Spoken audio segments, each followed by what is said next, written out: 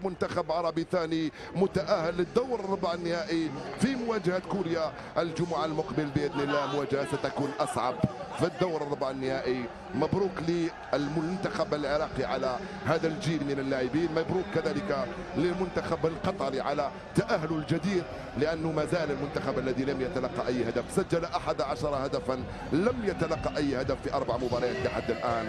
هو واحد من الفرق التي يعول عليها في هذه البطولة. أرجوكم أنكم استمتعتم مشاهدي الأفاضل بهذه الإثارة التي عشناها اليوم في هذه المباراة بين قطر والعراق، هدف ل0 والتأهل للدور الربع النهائي من كأس آسيا للأمم. أشكركم على المتابعة وألقاكم وأنتم في صحة وعافية بإذن الله تعالى. زميلي عبد العزيز وضيوفك تفضلوا، سيكون لديكم مخاطرة على الحلقة.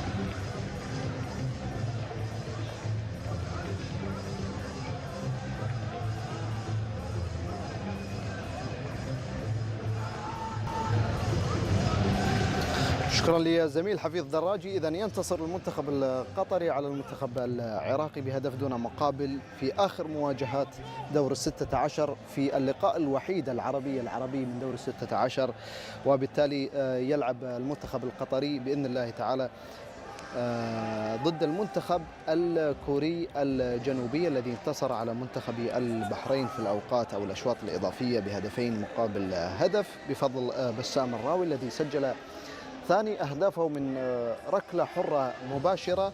أول لاعب يسجل بعد فابيو سيزر عام 2011، وهنا بكاء لهمام الذي خسره المنتخب العراقي، أحد أبرز الأسماء العربية المشاركة في كأس آسيا. منتخب كبير، منتخب عريق، قدم أسماء كبيرة، حتى دكة البدلاء تمتلك أسماء كبيرة.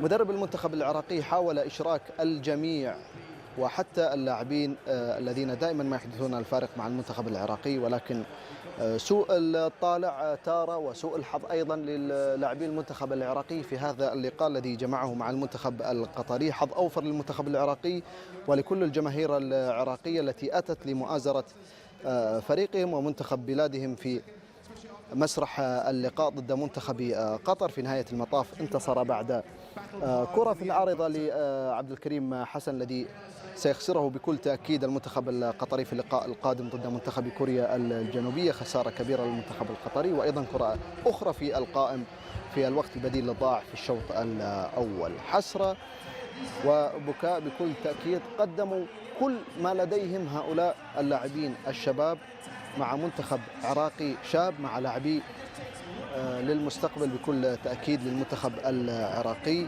كأس آسيا دائما مليئة بالإثارة، وكأس آسيا دائما ما تقدم المنتخب العراقي بشكل جميل. هنا مؤازرة للمنتخب القطري من ملعب المهيان في أبو ظبي.